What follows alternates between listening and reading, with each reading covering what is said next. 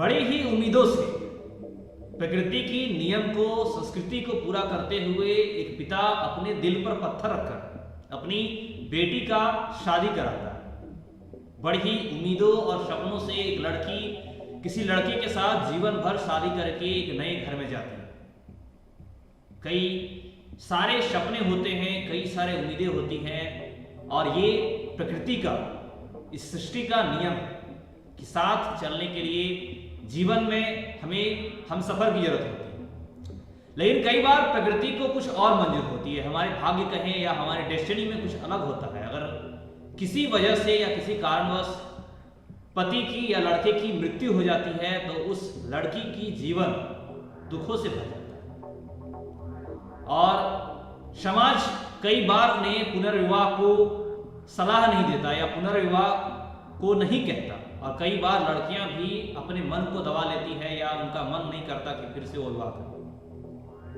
ऐसे में लड़की की खुशहाली और पुनर्विवाह को बढ़ावा देते हुए झारखंड सरकार की ओर से राज्य की विधवा महिलाओं को लेकर एक बड़ी खुशखबरी है। नमस्कार, मैं उमेश कुमार झा और आज की इस वीडियो में मैं आपको बताने वाला हूं कि झारखंड राज्य की विधवा महिला को पुनर्विवाह करने पर अब प्रोत्साहन राशि देने की योजना की शुरुआत की गई है। जी हां, समाज कल्याण विभाग के द्वारा वित्त वर्ष 2023-24 के लिए राज्य विधवा पुनर्विवाह प्रोत्साहन योजना का संचालन किया जा रहा है। आपको बता दूं, इस योजना के तहत विधवा महिलाओं को पुनर्विवाह करने पर 2 लाख रुपए की प्रोत्साहन राशि प्रदान की जाएगी, यानी कि उन्हें राज्य की ओर से यह राशि भुगतान किया जाएगा।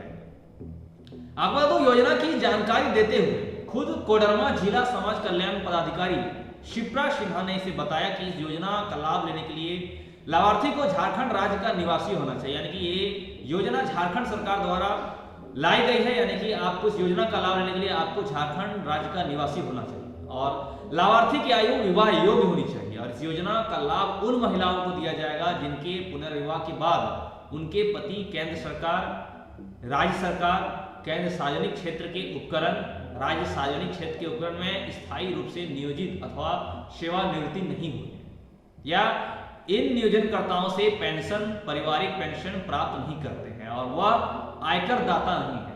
इससे संबंधित एक स्वयं घोषणा पत्र लिखा जाएगा, यानी कि स्वयं घोषणा पत्र जिला समाज कल्याण कार्यालय में आवेदन करते समय समर्पित करना। एक प्रक्रिया है, उस प्रक्रिया के बाद इस योजना का लाभ उठाया जा सकता है।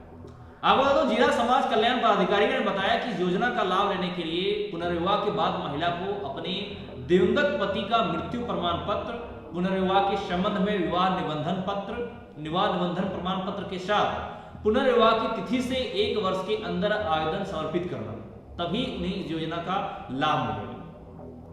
जिला समाज कल्याण पदाधिकारी ने यह भी बताया कि योजना का लाभ लेने के लिए आवेदन बाल विकास परियोजना पदाधिकारी के कार्यालय में राज्य सरकार के द्वारा उपलब्ध कराए गए आवेदन के प्रपत्र में वांछित प्रमाण पत्रों के अभिप्रमाणित प्रतियों का संलग्न कर देना आवेदन आवश्यक है। यानी कि आपको ये आवेदन बाल विकास परियोजना पदाधिकारी के पास कार्यालय में राज्य सरकार के द्वारा जो आवेदन उपलब्ध कराए गए हैं उसको भरकर उसके प्रमाण पत्र साथ में अटैच करके आपको स्वयं हस्ताक्षर करना है, अभिप्रमाणित करना है, खुद अटेस्टेड करना है और उसे वहां पे आवेदन आपको अटैच करके वहां देना है। अब जिला समाज कल्याण पदाधिकारी ने इसको लेकर यह भी बताया कि आवेदन करते समय झारखंड राज्य के निवासी संबंधित वैध प्रमाण पत्र होनी चाहिए, जिसमें निवास प्रमाण पत्र या राशन कार्ड को संलग्न किया जा सकता है, यानी कि राशन कार्ड या आवासीय है तो आप उसे ऐड कर सकते हैं, रेसिडेंशियल सर्टिफिकेट और आवेदक का आयु प्रमाण पत्र से संबंधित वैध प्रमाण पत्र जिसमें दिन, महीना और वर्ष का स्पष्ट जिक्र हो, यानी कि आपकी आयु के लिए वही प्रमाण सही चलेंगे जिसमें आपका डेट ऑफ बर्थ, मंथ, तारीख के साथ स्पष्ट हो। क्योंकि कई बार ऐसा देखा गया है कि पुराने जो आधार कार्ड है उसमें सिर्फ वर्ष दर्ज है या ऐसे कोई प्रमाण पत्र से सिर्फ वर्ष लिखा है तो आप इस योजना का लाभ नहीं ले सकते, आपके पास स्पष्ट तारीख होनी चाहिए।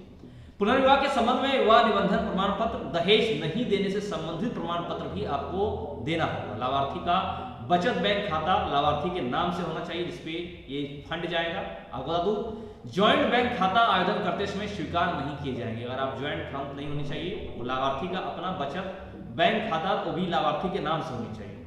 योजना का लाभ लेने के लिए आपको शीघ्र बाल विकास परियोजना पदाधिकारी के कार्यालय में आवेदन समर्पित करना होगा, यानी कि ऐसा किया जा सकता है कि योजना की शुरुआत हो। फिलहाल आपको बता दूं, विभाग के द्वारा आवेदन करने से संबंधित किसी प्रकार की अंतिम तिथि की घोषणा नहीं की गई, यानी कि योजना भी चालू है और इसकी कोई अंतिम तिथि नहीं है। अगर आप इस योजना का लाभ उठाना चाहते हैं, अगर आपकी परिवार में, आपके समाज में अगर कोई ऐसी महिला है या ऐसी कोई लड़की है जिनका किसी कारणवश से उनके पति का स्वर्गवास हो गया है, तो उन्हें इस योजना से आप या पुनर्विवाह किए हैं तो आप इस योजना का लाभ उठा के प्रोत्साहन राशि राज्य सरकार द्वारा प्राप्त कर सकते हैं। आज की इस वीडियो में फिलहाल इतना ही। आगे आपसे फिर मिलेंगे कुछ नई रसी जानकारी के साथ। हमारे साथ अंत तक बने रहिए। धन्यवाद। जय हिंद, जय भारत।